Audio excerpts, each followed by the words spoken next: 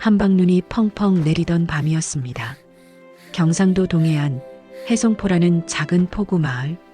그 마을에서 가장 큰 상단을 거느린 양반가에서 9살 쌍둥이 남매가 사라졌습니다. 오빠는 먹물이 마르기도 전에 숫자를 외우는 아이였고, 여동생은 약초 이름을 줄줄 꿰는 영특한 아이였습니다. 포구 사람들이 볼 때마다 저 아이들이 크면 해송포가 달라지겠구먼 하던 그런 아이들이었습니다. 그런데 아이 둘이 사라진 그 밤, 집안 사람들은 묻지 않았습니다. 하인들은 눈을 돌렸고 아비는 술에 취해 모른 채 했습니다. 계모만 눈물을 훔치며 말했습니다. 아이들이 스스로 나간 듯하옵니다. 그날 이후 집안이 이상해지기 시작합니다. 곡식은 줄고 돈은 새고 사람 사이의 믿음이 하나둘 무너집니다. 거래처는 등을 돌렸고 창고에는 먼지가 쌓였습니다. 이 이야기는 복수보다 무서운 인과응보, 그리고 결국 정직한 사람만 남는 집안의 말로를 그린 이야기입니다. 계모가 버린 쌍둥이 남매. 그 이야기 지금 시작합니다. 해송포는 경상도 동쪽 해안에 자리한 작은 항구였습니다. 소금과 미역과 건어물이 오가고 장날이면 사방 십리에서 사람들이 몰려드는 곳이었습니다. 비린내와 송진 냄새가 섞여 코를 찌르는 그런 포구였습니다. 그 포구에서 가장 큰 상단이 해송상단이었습니다. 상단주 최만겸, 나이 42. 이 사람을 한마디로 표현하면 좋은 사람이지만 약한 사람이었습니다. 누구에게나 웃었고 누구에게도 칼을 대지 못했습니다. 장사꾼치고는 마음이 너무 물렀고 아비치고는 눈이 너무 어두웠습니다. 만겸에게는 전처소생 쌍둥이가 있었습니다. 아들 최강윤, 딸 최강설. 9살이었습니다. 강윤은 조용한 아이였습니다. 장부에 적힌 숫자를 한번 보면 외웠고 먹을 갈 때 손끝에 힘이 들어가는 아이였습니다. 강설은 눈이 밝은 아이였습니다. 사람의 표정을 읽었고 약초 냄새를 맡으면 이름을 댔습니다. 전처는 강설을 낳고 산후병으로 세상을 떠났습니다. 그 빈자리에 노씨가 들어왔습니다. 계모 노씨, 30 후반. 목소리가 낮고 고왔습니다. 웃을 때 입꼬리가 올라가는 게 아니라 눈이 먼저 젖었습니다. 사람들은 그 눈물에 속았습니다. 노씨에게는 전 남편 사이에서 낳은 아들이 하나 있었습니다. 최성도 10셋. 만겸이 양자로 받아들였습니다. 어느 날부터 밥상 위 그릇이 5개에서 3개로 줄었습니다.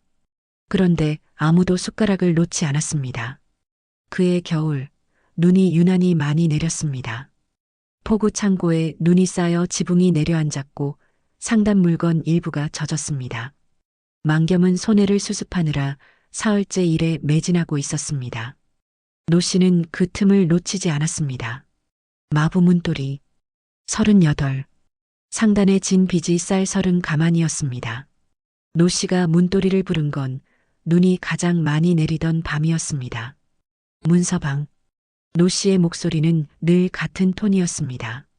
낮고 부드럽고 거절할 수 없는 톤. 이 아이들 먼데 친척에게 보내는 거야. 상단주께서 허락하셨어. 빚은 내가 정리해 줄게. 문돌이는 묻지 못했습니다. 빚이 목을 눌렀기 때문입니다. 마차에 쌍둥이를 태우고 포구를 빠져나갔습니다. 강윤이 물었습니다. 아저씨, 어디 가는 거예요? 문돌이는 대답하지 못했습니다.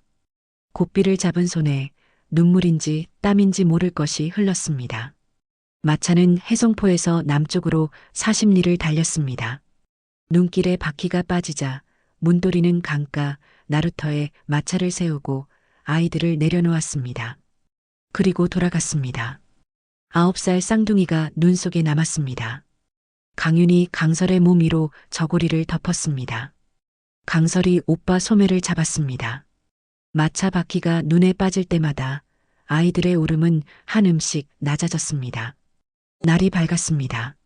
눈은 그쳤지만 나루터 절반이 하얗게 덮여 있었습니다. 빼덕수 55. 포구와 나루터 사이를 오가며 짐을 나르는 늙은 지게꾼이었습니다. 등이 굽었고 손마디가 굵었고 웃을 때 이빨 3개가 빠져 있었습니다. 가진 것은 판잣집 한 칸과 부모 잃은 손녀 연하뿐이었습니다. 배연아 12살.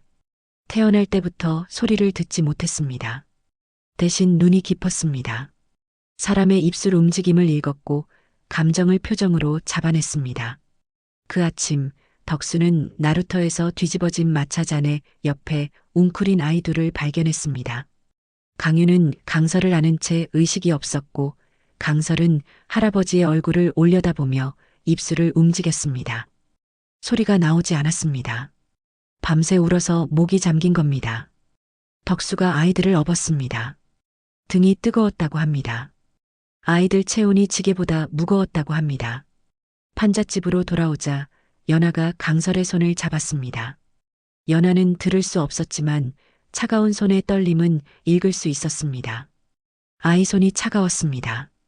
그런데 그 손을 놓지 못한 건 할아버지 쪽이었습니다. 여러분, 이 쌍둥이가 이 판잣집에서 어떻게 컸는지 조금만 기다려 주십시오. 이 7회가 없었으면 뒤에 나올 증거도 없었습니다. 세월이 흘렀습니다. 7회. 덕수의 판잣집은 좁았지만 눈은 새지 않았습니다. 덕수가 매해 가을마다 지붕 이형을 갈았기 때문입니다. 그 이형을 엮는 걸 강윤이 도왔고 마당에 약초 화분을 놓는 건 강설이었습니다. 강윤 16이 되었습니다. 포구 객주의 장부 정리를 도우며 산술과 상거래를 익혔습니다. 숫자를 다루는 솜씨가 빨랐습니다. 한번 본 단가는 잊지 않았고 셈이 맞지 않으면 밤을 새워서라도 찾아냈습니다. 먹을 갈 때 왼손 검지에 힘이 들어가는 버릇이 여전했습니다. 강설 16. 약초를 다루는 손이 정교해졌습니다. 사람의 안색을 보고 몸 상태를 짐작했고 포구 안악들이 아이를 데리고 찾아올 만큼 신뢰를 얻었습니다. 무엇보다 강설은 사람을 읽었습니다. 눈빛의 흔들림, 손가락의 미세한 경련, 목소리가 반음 올라가는 순간 거짓을 본능적으로 감지했습니다. 연하와 강설은 손짓으로 대화했습니다. 둘만의 언어가 있었습니다. 연하가 오른손을 가슴에 대면 걱정하지 마였고 강설이 양손을 펴서 내리면 괜찮아였습니다. 이 7회 동안 덕수는 단 한 번도 아이들에게 어디서 왔느냐고 묻지 않았습니다. 대신 매일 밥을 지었고 겨울이면 솜을 넣은 버선을 꿰맸습니다. 가난이 아이를 키운 게 아닙니다. 가난 속에서도 밥을 나눈 사람이 키운 겁니다. 같은 7회 동안 해송상단은 무너지고 있었습니다. 노 씨의 아들 최성도가 스물이 되었습니다. 성도는 장사에 관심이 없었습니다. 포구 주막에서 술을 마시고 노름판에 은전을 뿌렸습니다. 상단 돈이 빠져나가는 건 눈에 보이는데 노 씨는 아들을 감쌌습니다. 장부에 구멍이 뚫렸습니다. 소금 300석이 어디로 갔는지 기록이 없었고 포목거래, 대금 중 상당 부분이 증빙 없이 사라졌습니다. 거래처가 하나둘 등을 돌렸습니다. 만겸은 쉰을 바라보는 나이가 되어 있었습니다. 머리가 하얗게 새고 어깨가 처졌습니다. 어느 날 밤 만겸이 찬장 깊은 곳에서 작은 그릇 2개를 꺼냈습니다. 강윤과 강설이 쓰던 밥그릇이었습니다. 먼지가 쌓여 있었습니다. 만겸이 하인에게 말했습니다. 쌍둥이를 찾아라. 노 씨가 뒤에서 들었습니다. 눈이 한번 깜빡였습니다. 그것이 전부였습니다. 그날 밤 노 씨는 문도리를 다시 불렀습니다. 찾으면 안 돼. 알겠지? 1850년 해송포 장날이었습니다. 강유는 객주 심부름으로 장시를 돌고 있었습니다. 어물전 옆 종이가게에서 묵은 장부 다발이 폐지로 나와 있었습니다. 강유는 습관적으로 숫자를 훑었습니다. 그러다 멈췄습니다. 장부 한 장에 적힌 필체, 삐뚤어진 숫자 3의 끝획이 위로 올라가는 버릇. 강유는 그 필체를 알았습니다. 9살 때 아버지가 장부를 쓸 때마다 옆에서 보았기 때문입니다. 손이 떨렸습니다. 장부 상단에 해송상단 경인년 하반기 포목 출납이라 적혀 있었습니다. 강유는 그 장부를 한 푼에 샀습니다. 그리고 그날 밤 판잣집 호롱불 아래에서 장부를 한 줄 한 줄 읽었습니다. 사람은 얼굴을 잊어도 글씨는 잊지 못합니다. 강윤이 강설에게 말했습니다. 해송 상단에 들어가자. 강설이 오빠를 보았습니다. 한참을 보았습니다. 그리고 고개를 끄덕였습니다. 덕수 할아버지에게는 말하지 않았습니다. 걱정을 끼치기 싫었습니다. 연아에게만 강설이 손짓으로 전했습니다. 며칠이면 돌아올게. 연아가 강설의 손을 꽉 잡았다 놓았습니다. 말 대신 힘을 실은 겁니다. 강윤과 강설은 해송상단의 하인으로 들어갔습니다. 강윤은 장부 정리 보조로, 강설은 부엌 일을 맡았습니다. 이름을 바꿨습니다. 강윤은 도리, 강설은 순이라 불렸습니다. 상단 안은 7회 전과 달랐습니다. 마당이 좁아 보였고 하인 수가 줄었고 창고 문이 삐걱거렸습니다. 그리고 강설은 부엌에서 노 씨를 마주했습니다. 노 씨가 부엌으로 들어올 때 향 냄새가 먼저 왔습니다. 사양과 계피를 섞은 듯한 독특한 냄새. 9살 강설의 기억 속에 박혀있던 바로 그 냄새였습니다. 강설의 다리가 멈췄습니다. 국자를 잡은 손에 힘이 들어갔고 숨이 한 박자 늦었습니다. 노 씨는 강설을 스쳐 지나갔습니다. 알아보지 못했습니다. 9살 아이와 16살 처녀 사이에는 세월이라는 가면이 있었으니까요. 강설이 부엌에서 참고 있는 이유가 있습니다. 이 냄새를 견뎌야 진짜 증거가 나옵니다. 강윤과 강설이 상단에 들어온 지 보름이 지났습니다. 그 사이 강윤은 장부를 정리하며 이상한 점을 발견했습니다. 소금 출납량과 실제 창고 재고가 맞지 않았습니다. 포목거래에서 중간 수수료가 이중으로 빠져 있었습니다. 모두 노 씨의 지시로 처리된 항목이었습니다. 하지만 결정적 증거는 다른 곳에서 나왔습니다. 어느 저녁 최성도가 술에 취해 하인방으로 왔습니다. 강윤 옆에 주저앉더니 대뜸 말했습니다. 야, 도리. 너 형제 있어? 강윤이 고개를 저었습니다. 나도 없어. 아, 있었나? 모르겠다. 성도가 웃으며 중얼거렸습니다. 어머니가 그랬어. 아버지 전처 자식들 어렸을 때 눈 속에 얼어 죽었다고. 불쌍하다고 하면서도 한 번도 안 울더라. 강윤은 아무 표정도 짓지 않았습니다. 주먹만 이불 속에서 쥐었습니다. 그 순간 부엌과 하인방 사이 문틈에 강설이 서 있었습니다. 강설은 소리를 들은 게 아닙니다. 성도의 입술 움직임을 읽은 겁니다. 연아에게 배운 입술 읽기. 들리지 않는 연아와 소통하기 위해 익힌 그 기술이 이 순간 가장 중요한 증언을 잡아냈습니다. 들리지 않는 귀가 가장 중요한 말을 들었습니다. 강윤과 강설은 판잣집으로 돌아왔습니다. 덕수 할아버지에게 모든 걸 이야기했습니다. 덕수는 오랫동안 말이 없었습니다. 그리고 천천히 입을 열었습니다. 7회 전 마차 잔해에서 이걸 주었다. 덕수가 마루 밑 항아리에서 기름종이에 싼 물건을 꺼냈습니다. 마차 옆에 떨어져 있던 문서 한 장이었습니다. 비탄감 문서. 마부 문고리에 미납 30 가만히를 면한다. 아래 인장이 찍혀 있었습니다. 노 씨 인장이었습니다. 첫 번째 증거가 나온 겁니다. 두 번째 증거는 강윤이 상단에서 베낀 장부 기록이었습니다. 쌍둥이가 사라진 해 장부에 장례비, 전처, 소생 2사람이라는 항목이 있었습니다. 살아있는 아이들에게 장례비를 쓴 겁니다. 사라진 게 아니라 죽은 것으로 처리한 겁니다. 세 번째 증거, 포구 창고지기 오판술이었습니다. 덕수가 오판술을 찾아갔습니다. 오판술은 7회 전 그 밤 눈보라 속에서 문고리의 마차가 포구를 빠져나가는 걸 보았습니다. 마차 안에서 아이 울음소리를 들었지만 상단일에 끼어들기 두려워 입을 다물었습니다. 그 밤 마차에 아이가 있었소. 울음소리가 눈바람에 섞여서 나는 그걸 7회 동안 잊지 못했소. 오판술의 눈이 붉어졌습니다. 새 증거가 한 곳에 모였습니다. 문서, 장부, 증언. 거짓말에는 반드시 증거가 있습니다. 해송포 장날이었습니다. 관아 앞마당에 사람들이 모였습니다. 강윤이 현감에게 정식으로 소장을 올렸습니다. 해송상단 전처소생 최강윤, 최강설, 계모 노 씨에 의해 유기되었으나 살아 돌아와 증거를 바칩니다. 현감이 노 씨를 불렀습니다. 노 씨가 나왔습니다. 걸음은 느렸고 고개는 살짝 숙여져 있었습니다. 그리고 눈에 물기가 고였습니다. 현감 날이 저는 모르는 일입니다. 아이들이 사라진 날 저도 울었습니다. 전처 자식이라 해도 제 품에서 키운 아이들인데 노 씨의 목소리가 떨렸습니다. 구경꾼 몇이 고개를 끄덕였습니다. 늘 그랬습니다. 노 씨의 눈물은 사람을 움직였습니다. 그때 강설이 앞으로 나왔습니다. 강설은 말하지 않았습니다. 대신 노 씨를 정면으로 바라보았습니다. 그리고 천천히, 아주 천천히 오른손으로 코앞을 가로저었습니다.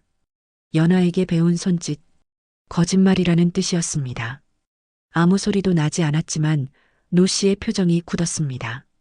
강윤이 첫 번째 증거를 꺼냈습니다. 이것은 문돌이에게 빚을 탕감해주겠다는 문서입니다. 노 씨의 인장이 찍혀 있습니다. 노 씨가 말했습니다. 위조된 것입니다. 강윤이 두 번째 증거를 꺼냈습니다. 이것은 해송상단 장부입니다. 저희가 사라진 해에 장례비가 기록되어 있습니다. 살아있는 아이에게 장례비를 썼습니다. 노 씨의 손이 미세하게 떨렸습니다.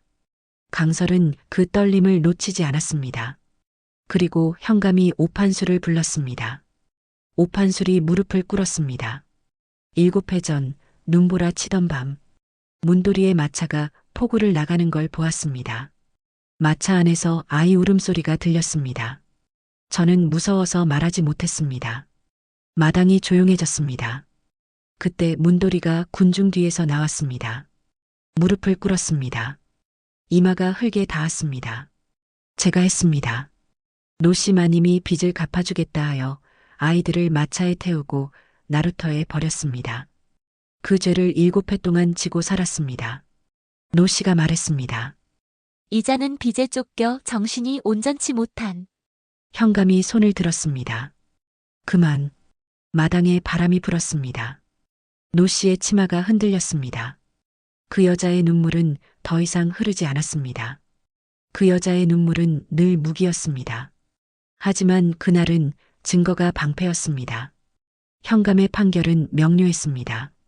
첫째, 노 씨는 전처소생 두 아이를 유기한 죄로 상단 재산에 대한 일체 권리를 박탈한다. 둘째, 노 씨가 빼돌린 상단 자산은 장부 대조를 거쳐 환수한다. 셋째, 마부 문돌이는 자백을 참작하되 유기방조죄로 관한우역에 처한다. 넷째, 노 씨는 해성포에서 추방한다. 노 씨는 움직이지 않았습니다. 눈물도 변명도 없었습니다. 가면이 벗겨진 얼굴은 생각보다 작았습니다. 최성도가 노 씨에게 다가왔습니다. 20살 청년의 얼굴에 아이 같은 당혹이 떠 있었습니다. 어머니, 왜요? 정말 그런 거예요? 노 씨는 아들을 보았지만 대답하지 못했습니다. 입을 열었다 닫았습니다. 바람에 입술이 말라 있었습니다. 성도가 뒤로 물러섰습니다. 한 걸음, 두 걸음, 그리고 고개를 돌렸습니다. 응징은 소리 지르는 것이 아닙니다. 진실 앞에서 거짓이 조용해지는 것입니다. 응징은 끝났지만 이 이야기의 진짜 무게는 지금부터입니다. 놓치지 마십시오. 사람들이 흩어진 뒤 관아 뒷뜰에 만겸이 서 있었습니다. 강윤과 강설이 나왔습니다. 세 사람 사이에 세 걸음 거리가 있었습니다. 만겸이 무릎을 꿇었습니다. 흙 위에 천천히 무릎이 닿았습니다. 강윤아, 강설아, 목소리가 갈라졌습니다. 아비가 너희를 지키지 못했다. 그게 전부였습니다. 변명도 사정도 없었습니다. 아비가 할 수 있는 말은 그것뿐이었습니다. 강설이 먼저 움직였습니다. 천천히 다가가서 아버지의 손을 잡았습니다. 9살 때 마지막으로 잡았던 그 손. 7해 사이에 관절이 굵어지고 주름이 깊어져 있었습니다. 강설은 말하지 않았습니다. 손을 잡는 것으로 충분했습니다. 강윤은 고개를 돌렸습니다. 눈이 붉었지만 돌아보지 않았습니다. 아직이었습니다. 마음이 아직 그곳까지 가지 못했습니다. 그때 배덕수가 뒤에서 걸어왔습니다. 느린 걸음, 굽은 등, 익숙한 기침 소리. 덕수가 망겸 앞에 섰습니다. 상단주, 나는 이 아이들을 7해 동안 키웠소. 내 손녀처럼. 망겸이 고개를 들었습니다. 미안하오. 미안하오, 어르신. 덕수가 고개를 저었습니다. 미안한 건 나한테 할 말이 아니오. 아이들한테 하시오. 그리고 늦었다고 생각할 때가 그래도 가장 이른 때요. 강윤이 돌아보았습니다. 아버지의 무릎에 흙이 묻어 있었습니다. 그 흙이 강윤의 마음에 처음으로 균열을 냈습니다. 용서는 한 번에 오지 않습니다. 하지만 첫걸음은 손을 내미는 것이었습니다. 1년이 지났습니다. 해송상단은 달라졌습니다. 강윤이 장부를 맡았습니다. 거래마다 삼중대조를 넣었고 포구 상인들의 신뢰가 돌아왔습니다. 강설은 상단 안에 작은 약방을 열었습니다. 포구 사람들이 감기에 걸리면 강설을 먼저 찾았습니다. 배덕수에게는 상단 옆 별채가 주어졌습니다. 평생 먹을 것과 입을 것이 보장되었습니다. 덕수는 별채 마루에 앉아 포구를 내려다보며 해를 보냈습니다. 연하가 옆에 앉았습니다. 강설과 연하는 여전히 손짓으로 이야기했습니다. 포구 끝 방파제에 나란히 앉아 바다를 보았습니다. 연하가 오른손을 가슴에 대었습니다. 걱정하지 마. 강설이 양손을 펴서 내렸습니다. 괜찮아. 망겸은 예전보다 말이 줄었습니다. 하지만 매일 아침 밥상에 그릇 5개를 놓았습니다. 강윤과 강설의 그릇은 다시 제자리를 찾았습니다. 강윤은 아버지를 아직 아버지라 부르는 게 어색합니다. 하지만 장부를 쓸 때 삼자의 끝획이 위로 올라갔습니다. 아버지와 같은 버릇이었습니다. 강윤은 그걸 모르고 있었습니다. 망겸은 알고 있었습니다. 말하지 않았을 뿐. 최성도는 상단을 떠났습니다. 보따리 하나 메고 먼 장시로 갔습니다. 떠나기 전 강윤에게 고개를 숙였습니다. 미안하다, 강윤이 대답했습니다. 잘 살아요. 그 한마디에 성도의 눈이 젖었습니다. 최강윤과 최강설, 이 쌍둥이 남매는 버림받는 고통 속에서도 올바른 길을 걸었습니다. 복수가 아닌 진실을, 원망이 아닌 용서를 택했던 것이지요. 그리고 그들의 선택은 무너져가던 해송상단을 다시 일으켜 세웠습니다. 피가 아닌 밥으로 키워준 할아버지 배덕수의 은혜는 별채 하나로는 갚을 수 없는 것이었습니다. 해송포의 소나무가 폭풍에 꺾이지 않았던 건 뿌리가 깊었기 때문입니다. 그럼 더 재미있는 이야기로 찾아뵙겠습니다. 모두 행복한 하루 보내세요.